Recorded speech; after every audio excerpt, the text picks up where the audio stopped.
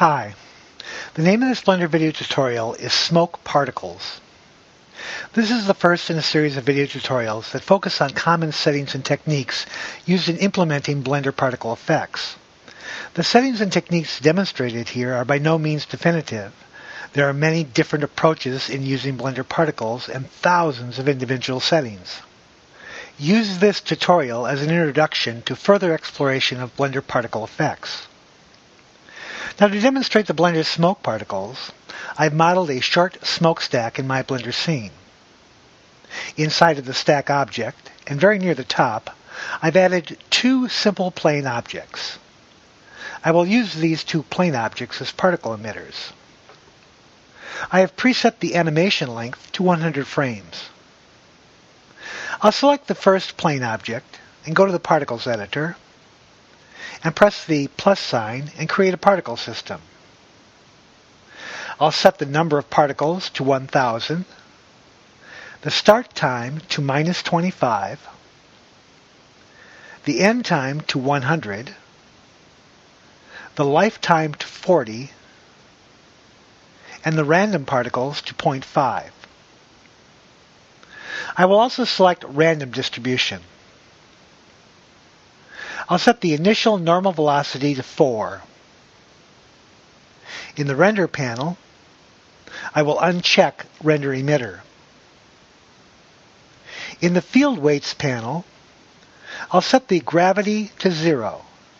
This will cause the particles to be unaffected by gravity and thus move up along the emitter's plane's normal direction.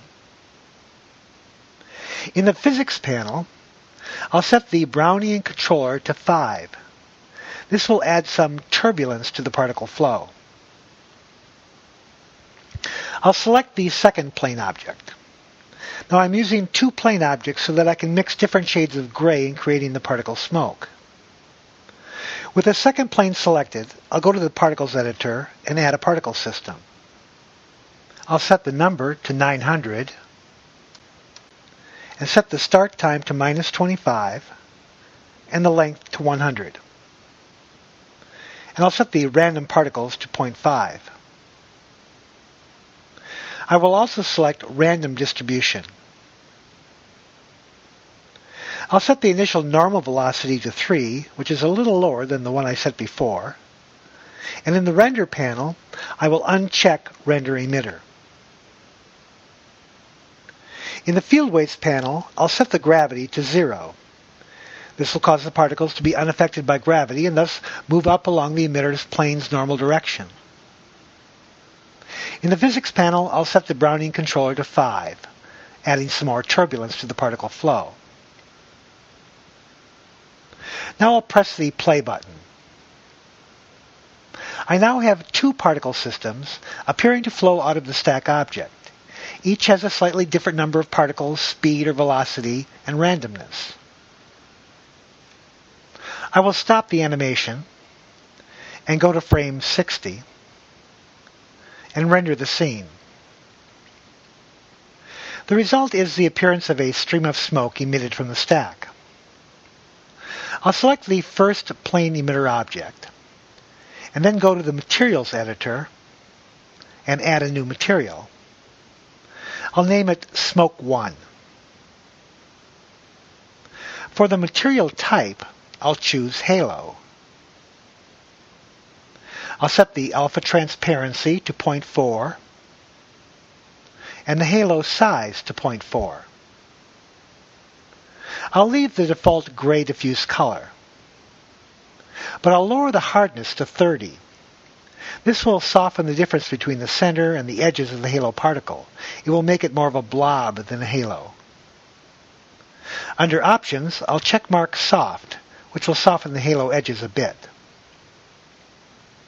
I'll then select the second plane emitter object and go to the Materials editor and add a new material. And I'll name this material Smoke 2.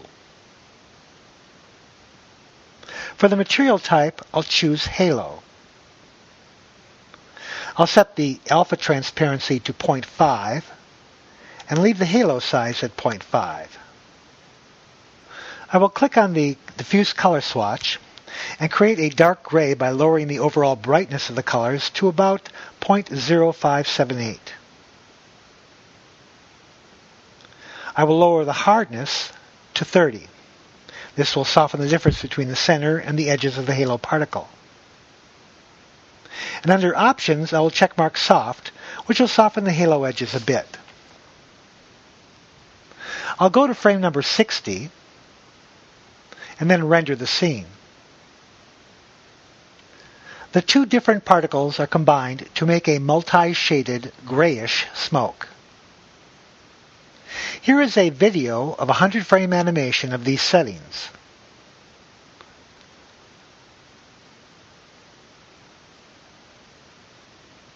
Using multiple particle systems with different settings is a good technique to employ when creating particle effects. It allows more control of the result, and it allows more detail to be refined.